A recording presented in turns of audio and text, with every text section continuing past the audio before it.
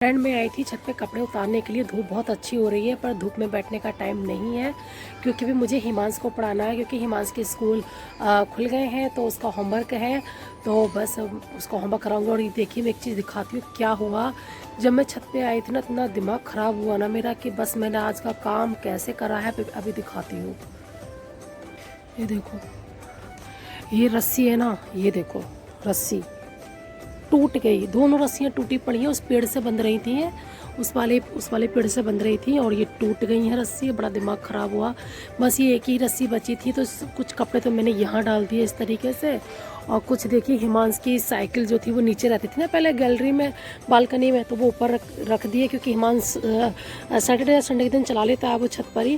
तो कुछ कपड़े मैंने यहाँ डाले और कुछ कपड़े मैंने इस तरह से फोल्डिंग पर डाले हैं और कुछ ये इस तरह से कूलर का स्टैंड पड़ा था इस पे डाले हैं।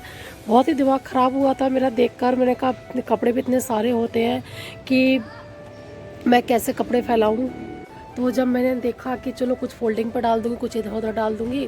कपड़े कुछ सूख चुके हैं, जो मोटे कपड़े हैं बस वही गीले हैं। तो कपड़े लेंगे, हम जाएंगे नीचे और फिर मैं हिमांश को पढ़ाती हूँ और ब्लॉग में कंटिन्यू ही रखूँगी अभी। हेलो फ्रेंड, कैसे हैं आप सब? आशा करती हैं सब अच्छे होंगे, मस्त होंगे, मज़े में होंगे। तो मैं बबली आप सबका आपके अपने चैनल हिमांशी ब्लॉग में तहे दिल से वेलकम करती हूँ। कपड़े उतार के मैं ले आई थी तो ला के मैंने रख दिए हैं बेड पर। देखिए आपको दिख रहे होंगे, बेड के एक कोने पर रखे हुए हैं। और ये ब्लैंकेट को मैंने अभी तय बना कर रख दिया है। कपड़े मैं बाद में फोल्ड करूँगी। पहले मैंने सोचा जो मटर है पहले मैं उसको ना छील के रख दूँगी क्योंकि मुझे शाम को कुछ ना कुछ इसका बन ही जाएगा। और हिमांश को मैं अपने पास बैठा के ना इसको पढ़ा रही थी क्योंकि अगर मैं इसको लेके बैठूँगी तो मेरा काम रुक जाएगा, अगर काम करने बैठूंगी तो इसकी पढ़ाई रुक जाएगी। तो फिर मैंने सोचा कि दोनों काम मैं एक साथ ही कर लेती हूँ। बैठ के मटर भी छील लूँगी और हिमांश की पढ़ाई भी करा दूँगी। तो जो हिमांश को आज होमवर्क मिला था, क्योंकि आज हिमांश के स्कूल खुल गया है, तो आज हिमांश स्कूल गया था 1 महीने बाद। तो इसको होमवर्क करा रही थी मैं, ये कर रहा था अपना होमवर्क, इसको बता रही थी और मैं इधर अपनी मटर भी छील रही थी। तो इसका होमवर्क तो मैंने करा लिया था, अब इसका सिर्फ रिविज़न बचा था। तो मैंने सोचा मैं कपड़े भी तय बना लूँगी, इसका रिविज़न भी होता रहेगा। तो मैंने हिमांश से कह दिया था कि हिमांश तू मुझे काउंटिंग सुना दो। और मैं कपड़े फोल्ड कर रही थी, वो काउंटिंग सुना रहा था। क्योंकि किसी भी काम के लिए हमें स्पेशली टाइम नहीं निकालना पड़ता, क्योंकि इतना टाइम किसी के पास नहीं होता है कि कोई भी किसी भी काम के लिए टाइम निकाले। क्योंकि हमें टाइम को देख के काम करना होता है, हमें टाइम भी बचाना है और अपना सारा काम भी करना है। तो मैं इसी तरह से करती हूँ। ज़्यादातर मैं अपना काम भी करती रहती हूँ और हिमांश को भी पढ़ाती रहती हूँ। अगर मैं वही वाली बात हो जाएगी, अगर काम करने बैठी तो हिमांश की पढ़ाई रह जाएगी, पढ़ाई कराने बैठी तो काम रह जाएगा, क्योंकि काम दोनों ही ज़रूरी होते हैं। तो मैं इसी तरह से अपना काम लेके चलती हूँ। हिमांश को पढ़ा दिया था, कपड़े मेरे हो गए थे फोल्ड। तो हिमांश ने कुछ टॉय फैला दिए थे, तो बस मैं ही जो उसका बास्केट है उसमें भर के मैं वापस रख दिए थे मैंने। और मैं कमरे में गई थी उसका स्कूल बैग लेने के लिए। तो स्कूल का बैग उसका स्कूल की वही उसकी जगह पे रख दूंगी। और हिमांश ने अपना कैप, मतलब वो सो गया था आज थोड़ा सा, तो वो उठा था ना, तो जब मैंने देखा उसका कैप लगा हुआ नहीं है, ठंड हो रही है बहुत, तो मैंने फटाफट से उसके कैप भी लगा दिया। और यहाँ पर आई थी तो देखा थोड़ा सा सामान फैला पड़ा है। सामान क्या है, कपड़े ही फैले पड़े हैं, क्योंकि मैं हिमांश को लेने के लिए गई थी ना, तो स्टॉल ये लेके गई थी, मतलब उड़ के गई थी, तो ये यहीं पे छोड़ दिया था मैंने। और स्टॉल को भी फटाफट से मैं तय बना के रख दूंगी। और जो भी कपड़े हैं मैं फटाफट से तय बना के रख दूंगी, क्योंकि मुझे ना थोड़ा बहुत भी बिखरा हुआ सामान अच्छा नहीं लगता, मुझे खलता रहता है। मेरी पता हैबिट ये है, जो चीज़ जहाँ से मैंने उठाई है उसको वापस मैं वहीं पर ही रखूँ।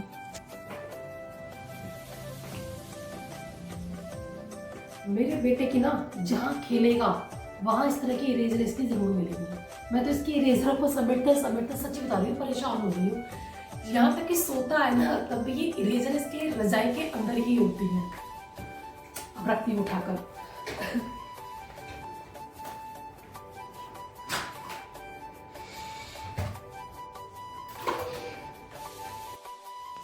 और मैं आ गई थी किचन में। मुझे किचन में थोड़ा सा काम था, क्योंकि जो आज मैंने किचन के जो टावल होते हैं ना वो सारे धो के डाले थे। हाथ किचन के मतलब रोटियों वाले भी धो के डाले थे, नैपकिन, और हाथ पोंछने वाले भी धो के डाले थे।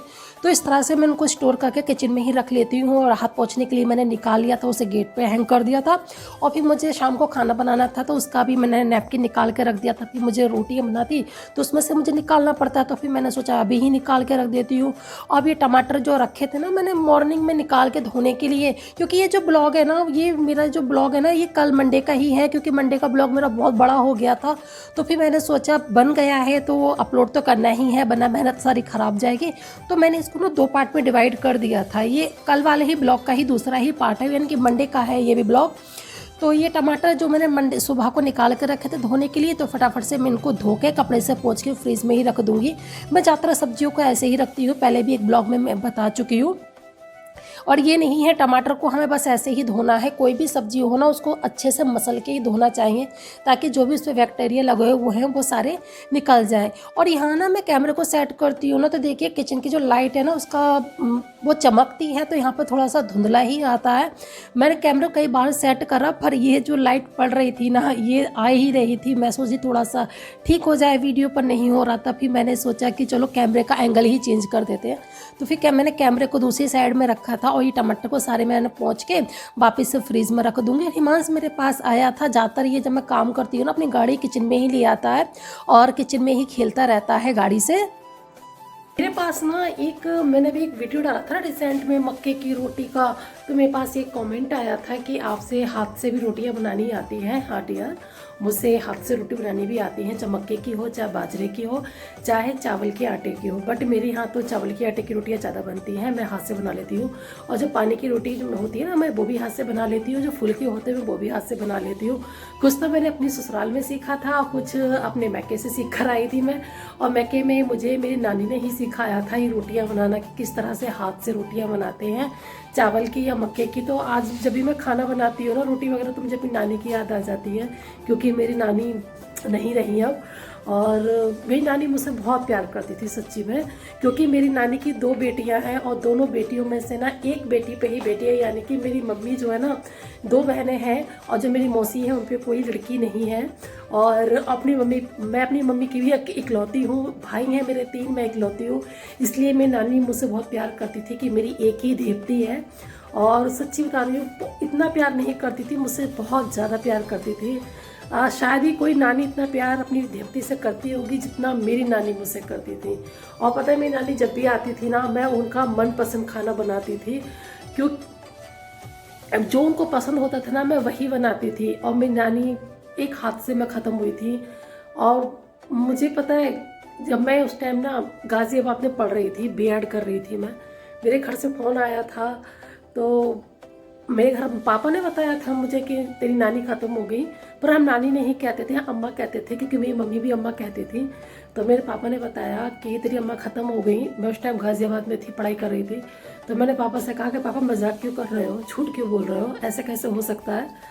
तो फिर मेरे पापा ने कहा हाँ मैं मजाक ही कर रहा था, ऐसा कुछ भी नहीं हुआ है। मेरे पापा ने एकदम से मुझसे फिर इस तरह से कह दिया, मैं बेफिक्र हो गई। मैंने कि पापा ने चलो मजाक ही तो किया था। बट जब मेरी नानी का तीजा था ना, उस दिन मेरे भाई का फ़ोन आया था।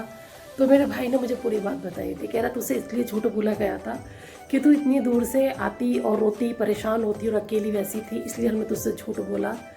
तो तीजे वाले दिन जब मैं गई थी, मुझे अपनी नानी का चेहरा भी देखने को नहीं मिला था, मैं नहीं देख पाई उनका चेहरा। और तीजे वाले दिन मैं घर पर आई थी, अपनी नानी के घर गई थी। बहुत दुख हुआ था जब मुझे पता चला कि मेरी नानी एक हादसे का शिकार हुई थी। हादसे क्या था, उनकी जो पोती थी ना, वो खेलने के लिए बाहर चली गई थी, और वो ना उसके पीछे पीछे चली गई थी, और पीछे पीछे चली गई थी वो उसके। और ट्रेन की हॉर्न की आवाज़ भी उनको सुनाई नहीं दी थी, किसी को भी सुनाई नहीं दी थी हॉर्न। मेरी नानी को बिल्कुल भी हॉर्न की आवाज़ नहीं दी थी। और गाड़ी से, ट्रेन जो थी ना, वो उससे टकरा गई और बहुत दूर जाके गिरे थे। मेरी मम्मी उस टाइम अपने मैके में थी, और मेरे घर में किसी को नहीं पता था, मेरी ननिहाल में, कि मेरी नानी के साथ क्या हो चुका है। सब बेफिक्र थे, क्योंकि मेरी नानी का जो पुराना घर था वो टूट के बन रहा था, इसलिए मेरी मम्मी वहाँ गई हुई थी। क्योंकि हमारे एक रिवाज होता है, बहन जो होती है ना, चौखट पे कलावा बांधती है, तो मेरी मम्मी इसलिए गई हुई थी वहाँ पर। और जो वहाँ के लोग वहाँ पर रह रहे थे, उन्होंने आके बताया मेरे मामा को कि तुम्हारी अम्मा इस तरह से हो गई है। तो जब हम वहाँ पे गए थे, तो हमारी नानी में कुछ भी नहीं था, उनके सर में चोट लगी थी, उनका ब्लड बिल्कुल भी नहीं रुका। बहुत याद आता है ना, कहते हैं ना, जिस इंसान की जब आती है ना मौत, ऑटोमेटिकली ना वो पता नहीं क्यों उसकी बुद्धि ऐसी हो जाती है, वो खुद ही बाहर चला जाता है। और जो कि भाई नानी बिस्तर पर से उठ भी नहीं पा रही थी और उस दिन वो उठ के बाहर तक गई थी। पता नहीं क्यों आज मन में आया, आपके साथ शेयर कर दिया। बहुत दुख हुआ था जब मुझे पता चला कि तीजे वाले दिन मुझे पता चला था कि मेरी नानी नहीं रही। और आप लोगों को ही मैंने इमोशनल कर दिया, बस जुबान पे आई, रोक नहीं पाई बात को। पानी के भी आने का टाइम हो गया था, करीबन बज रहे थे शाम के 6:15, तो मैंने सोचा कि चलो फटाफट से मोटर भी चला ही देते हैं, क्योंकि यहाँ जहाँ मैं रहती हूँ ना, आता तो सप्लाई का पानी है पर पानी जो होता है ना ऊपर नहीं चढ़ता है, तो मोटर ही लगवानी पड़ी थी मुझे। तो ये मैंने मोटर लगवाई थी और ये देख सकते हो यहाँ पर मैं कर रही हूँ पानी चेक कि पानी आया या नहीं आया। आज मैंने खाना नहीं बनाया था, आज हमने फ्रूट ही खाए थे। मेरे हस्बैंड ही मना कर देते कि खाना खाने का मन नहीं है, तो मैंने ये फ्रूट खा लिए थे, इन्होंने भी फ्रूट खा लिए थे। तो बस आज का ब्लॉग करूँगी यहीं पर एंड, मिलते हैं नेक्स्ट ब्लॉग में, बाय बाय।